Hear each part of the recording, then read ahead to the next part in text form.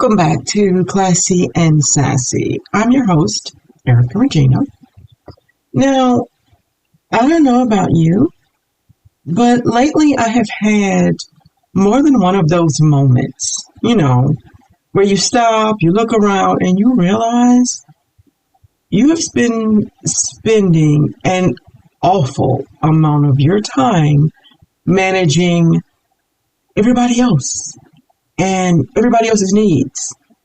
And before anybody gets offended, no, I don't mean I'm running around trying to control people's lives. What I mean is worrying, stressing.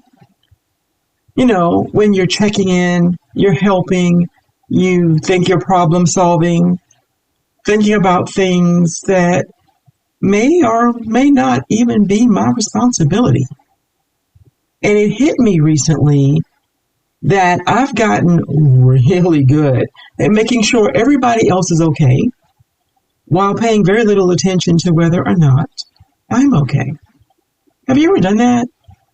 You get so caught up in what's happening with your kids, your spouse, your job, your friends, your family, that your own goals get pushed further and further down the list. And it's not because you don't care about them. It's not because you gave up on them. You just keep telling yourself you'll get back to that later. And then one day you will realize that later has turned into months. And that's kind of where I found myself recently. My reading goals aren't where I want them to be for the year. My health is definitely not getting the attention it deserves.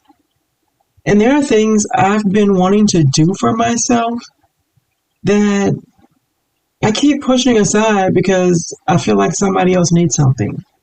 And the scary part of all of this is at the time, I didn't even notice it was happening. I just got used to it. It felt normal. And that's what made me realize this probably isn't just a me thing. I have a feeling a lot of us are walking around carrying responsibilities that belong to everyone else while quietly neglecting ourselves. So we're going to talk about that today. But first, let's talk about the television show that nobody warned me about. Because I recently started watching some reality TV that I had not touched before. And let's just say I was completely unprepared for what I was getting myself into. Starting, Lord, with Love Island. Now let me say this. I knew the show existed. I knew there were people who were a little obsessed with it. I knew there were memes and clips floating around social media. But I guess I just thought it was just another boring dating show. I was wrong. Because apparently, Love Island is not just a television show. It's like their own entire ecosystem. For anyone who hasn't seen it, think a group of singles moving into a villa, spending weeks trying to build romantic connections with each other. People couple up, people get dumped, new contestants arrive, and the public gets to vote on different things, which of course means chaos happens regularly. But honestly, that's not even the fascinating part. The fascinating part is the audience. Because apparently people don't just watch this show, they experience this show. An episode ends, heck, it doesn't even have to end, and people are immediately online discussing every conversation that happened. Who was looking at who was saying what, who was playing the game, who may seem genuine, who they think should have picked somebody else. I've never seen so many people collectively invested in the romantic discussions and decisions of complete strangers. And before anyone judges those viewers, I get it now. I understand. Because after a while, you find yourself sitting there saying things like, girl, what are you doing? To a person who cannot hear you. And that's when you realize you've become one of them. And the show seems to come on almost every day. They only take 1 or 2 days off out of a week, which is crazy to me. Then, on the other side of that same coin is Temptation Island. Now, both of these shows I hadn't watched before. I am watching the current season, I guess you'd say, of Love Island. But because I'm getting all caught up in it, my daughter asked me to watch another previous season because she swears there's just so much that happened from that season that would help me, I don't know, better understand this whole show. So I'm also doing that. But before I even got into that, I got into Temptation Island. Simply because I wanted to know what was the draw. And these two shows are interesting because they approach relationships from completely opposite directions. Love Island is geared towards supposedly finding love.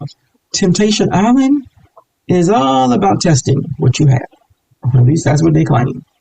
The premise is these couples voluntarily separate and spend time surrounded by extremely attractive singles while cameras catch every decision they make.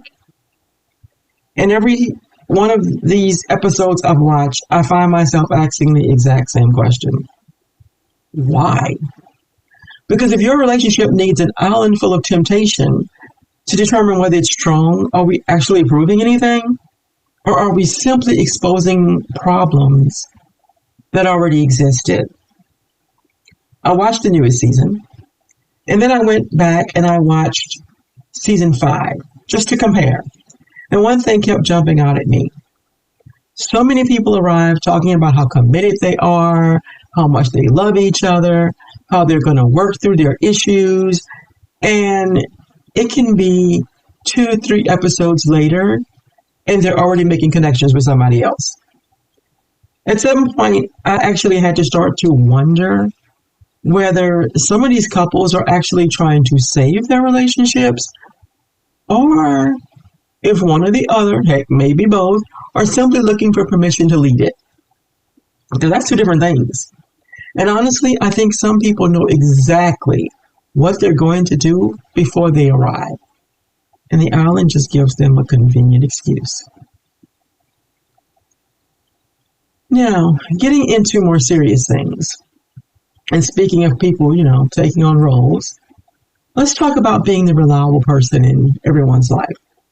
Because I think that's where a lot of this starts. You know the person I'm talking about. That person that everybody calls, the person who remembers things and fixes things and ends up helping others figure out their problems. For years, I always thought that was a good thing. And don't get me wrong, it is a good thing until it isn't. Because here's what everybody tells you. The more reliable you become, the more people expect it. And eventually, what started as appreciation becomes expectation. People stop asking whether you have room on your plate, and they just start handing you another plate. And because you've always handled it before, you keep handling it. Until one day you're standing there, wondering why you're exhausted. Do you know what really got me recently? I was realizing I spent more time making sure everybody else's life was functioning than making sure mine was. And it felt normal.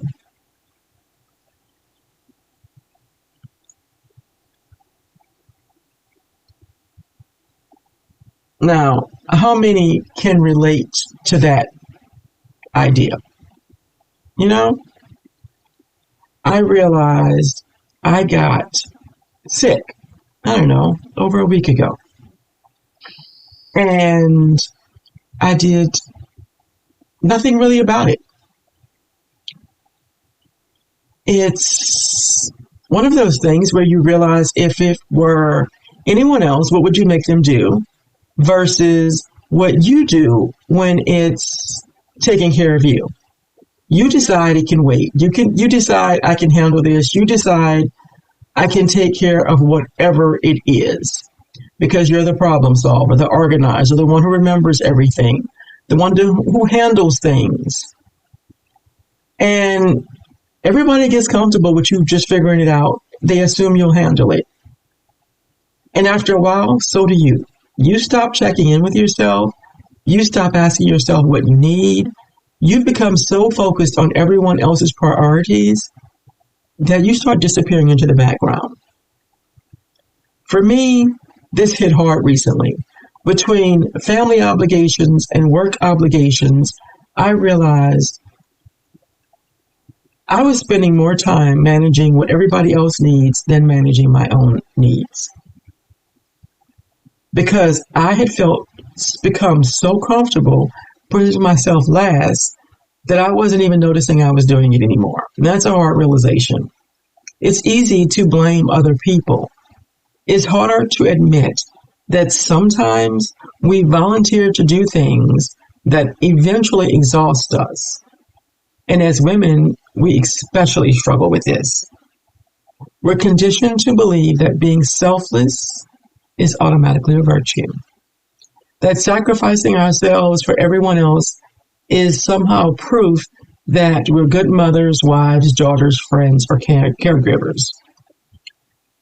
But eventually you have to ask yourself, who is taking care of me? And if the answer is nobody, that should probably concern you. Because you cannot continuously pour from an empty cup. Eventually the cup runs dry. And one thing I have realized is self-care is not what social media tells you it is. It's not about taking bubble baths and spa days and candles and face masks. Sometimes self-care is simply saying no. Protecting your calendar, not necessarily answering texts and phone calls immediately. Sometimes it realizes and recognizes that somebody else's emergency does not automatically become your responsibility. Self-care isn't adding more things to your to-do list. It's removing some. You don't need another task. You need less pressure, less guilt, less obligation, more space, more rest, and more time to focus on the things that matter to you as well. One of the things I've noticed the most that had gotten off track lately was my reading goals, which may sound unimportant to people who don't read. But I find that when I'm making time to read every day, it helps my mental. At the beginning of every year, I set reading goals, and I'm one of those people who genuinely loves to read. It relaxes me, it teaches me things, and it gives me an escape. But life happens. And before I knew it, I was behind this year. And the funny thing is, the reading goal itself is not the issue. The books were just evidence. Evidence that, again, I slowly stopped making time for things that matter to me.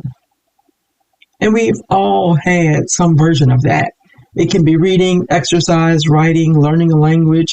Maybe it's a hobby you have not touched in months. Not because you stopped caring, but because you've been too busy taking care of everyone and everything else. And eventually you have to ask yourself, if I don't make time for the things that matter to me, who will? Because everybody else is really going to be advocating for their priorities. So why aren't we advocating for ours?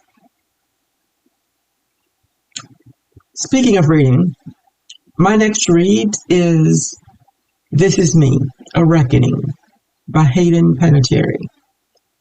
Because I have found somewhere along the line that I am really getting to make memoirs a fascinating thing for me. And it's not because I'm looking for celebrity gossip, but because hearing someone else's story in their own words can often change how you see them. You start understanding the context behind the headlines, the struggle behind their success, and the things they were dealing with that the public never saw. I actually made this book our next nonfiction book club selection, and I'm looking forward to diving into it with everyone. And speaking of learning people's backgrounds. I received an advance copy of a book that's coming out at the end of the year.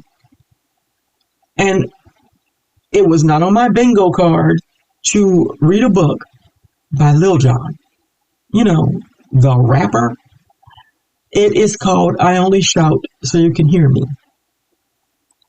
And why I really wouldn't say I'm a Lil Jon fan, I'm looking forward to reading this. Because when I read things like this, I learn way more about someone than I ever would have thought to. And sometimes it gives you a whole new perspective and makes you like someone more that you may not have really focused on before. If you told me 5 years ago I'd be interested in reading a Lil Jon memoir, I probably would have had some questions. But here we are. Maybe the biggest lesson in all of this is that life has seasons, about growth, about survival, and some about healing. But some are about recalibration. And I think that's what season I'm in. It's a season of asking, what do I need? What am I neglecting? And what deserves more of my attention? Because taking care of yourself isn't selfish, it's maintenance. And people who genuinely love you, they want you healthy, rested, happy, and fulfilled.